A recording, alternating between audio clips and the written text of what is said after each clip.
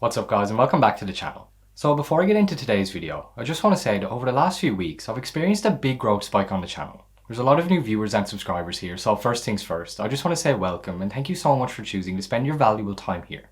As you know, one of the most beneficial things we can do to grow as investors and get better is to study the methods of other great investors, especially if they have a similar style to yourself. So today, I thought I'd share some of my favourite super investors to learn from. I'll be talking a little bit about the impact each of them have had on my personal investing journey. I think these three investors in particular have probably had the biggest influence on the way I choose my investments, which if you're new to the channel is looking for high quality compounders with long runways. And all three of these guys are really easy to learn from, as they generously share their knowledge in books, interviews and shareholder letters. And I'll be sharing how to access all of these resources for free throughout the video. So that's the topic for today's video and let's get into it.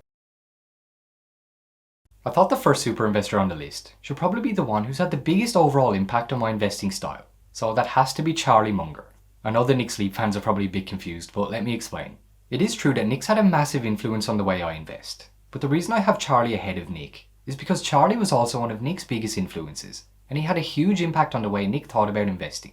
I think what makes Charlie so special is his unique way of thinking, not just in investing or in business, but in life in general.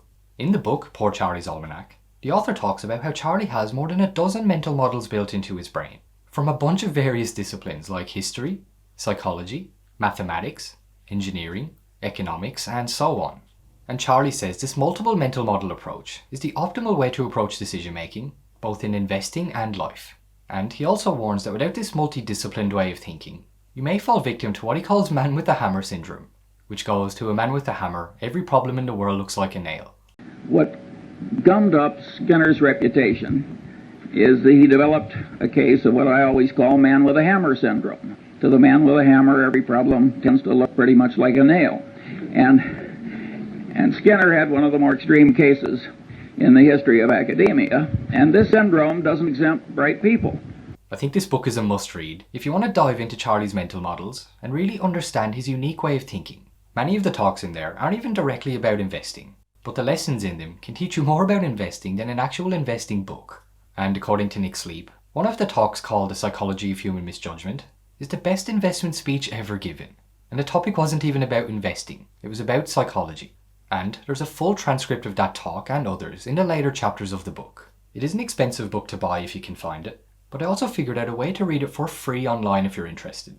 Essentially, if you just go to a website called Scribed, which is just a subscription-based ebook and audiobook service, what you do is create an account and then start a 30-day free trial. And there you go, you basically have 30 days to read Charlie's book for free. Another really important lesson I learned from Charlie's book is to focus on only investing in quality businesses, and what a quality business even is. A concept I'm sure you've heard before is, it's better to buy a wonderful business at a fair price than a fair business at a wonderful price. The obvious question that follows is, what even is a wonderful business? And you get a lot of answers like, well, it's a business with a moat, or a business that's growing, or stuff like that. But Charlie's definition of a quality business kind of gave me some clarity on the subject, as he made it pretty black and white. According to Charlie, a high quality business is a business that generates high returns on capital, and that's it. There are other factors of course, but if a business doesn't generate high returns on capital, then even if it's the biggest brand in the world with the widest moat, it's not a quality business. The whole principle from Charlie can essentially be summed up in one simple paragraph. He says, we've really made the money out of high quality businesses. In some cases, we bought the whole business, and in some cases, we bought a big block of stock. But when you analyse what happened, the big money's been made in the high quality businesses, and most of the other people who've made a lot of money have done so in high quality businesses. This next part is so critical. Over the long term, it's hard for a stock to earn a better return than the business which underlies it earns. If the business earns a 6% return on capital over 40 years, and you hold it for 40 years, you're not going to make much different than a 6% return, even if you originally buy it at a huge discount. Conversely, if a business earns an 18% return on capital over 20 or 30 years, even if you pay an expensive looking price, you end up with one hell of a result.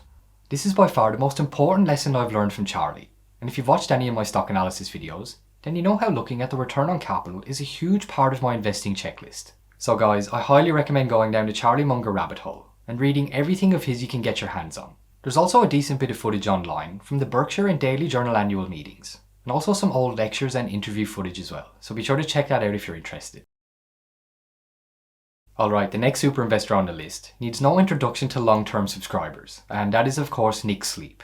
I've made a couple of videos on Nick Sleep now, where I spoke about his investment style and his investment in Amazon. So today I want to share a couple of important lessons that I've learned from Nick's letters that I haven't had the chance to talk about yet. One of the reasons I really like learning from Nick is he kind of reminds me of a young Charlie Munger in the way that he thinks. And many of the ideas I learned from Nick were sort of derived from ideas of Charlie's.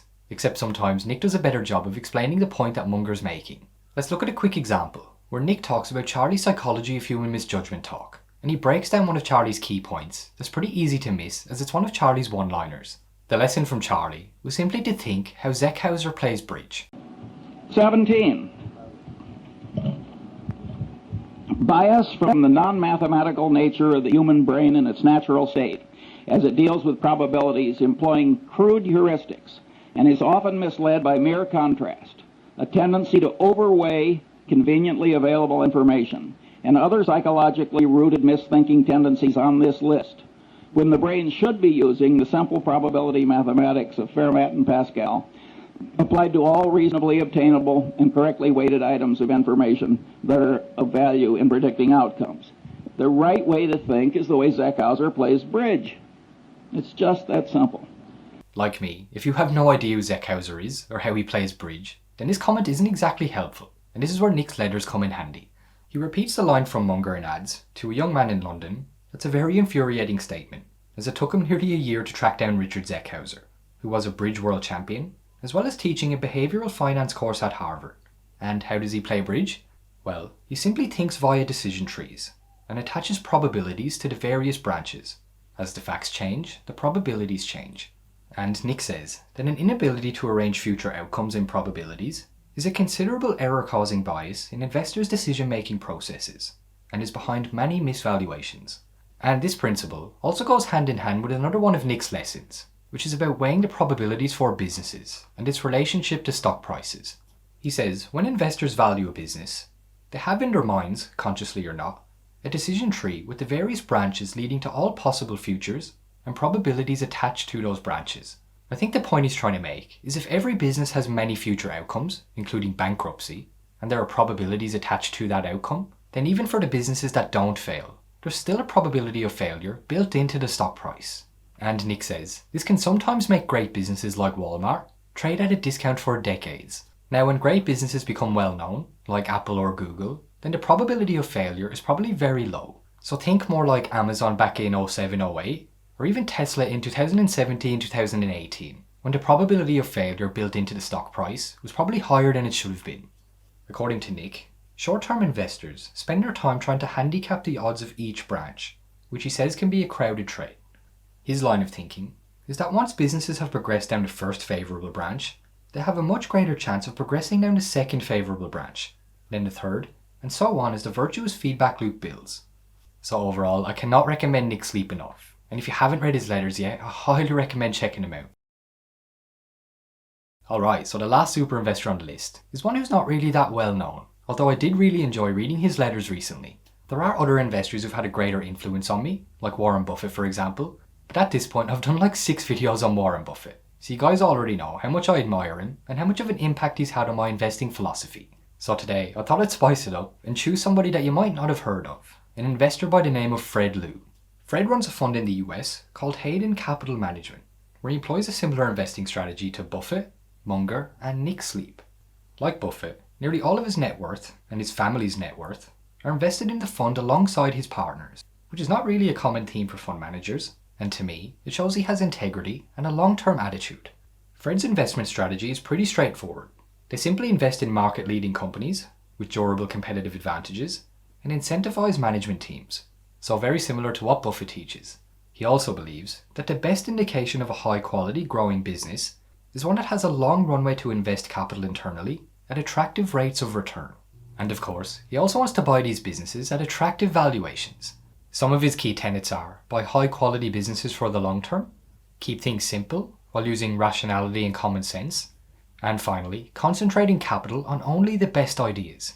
Although Fred has a similar style to Nick and Charlie, what separates Fred from the other two is he prefers to buy early stage companies, and he's been very successful doing this over the last few years. For all the Aussies watching, Fred was actually an early investor in Afterpay, And he got into C pretty early as well, which was also a huge multi-bagger in a short space of time. So if you're interested in finding future 100-baggers that are still early in their life cycle, then Fred Liu is a great investor to study. He also does something really cool where, now and again, he shares his research on a particular business he's analysing. I personally find it really beneficial to study how other investors go through their stock analysis, especially if they use a similar strategy to myself. Seeing the little things that they look for in businesses and seeing what they prioritise is really helpful. And it can add some new tools to your toolbox when you're analysing your own businesses. And Fred's letters are also really interesting, and he shares a lot of great insights with how he goes about finding high quality businesses while they're still relatively early in their life cycle. So overall, Fred Liu is another great super investor to learn from, especially if you're more interested in early stage businesses. And if you want to check out his letters, I'll put a link in the description box below.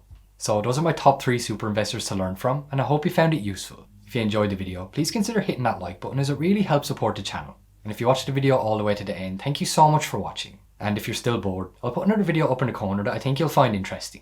And as always, this video is not financial advice and I'm not a financial advisor. So please always do your own research before making any investment decisions. So that's it for this video. Thank you so much for watching and I hope to see you guys back in the next one.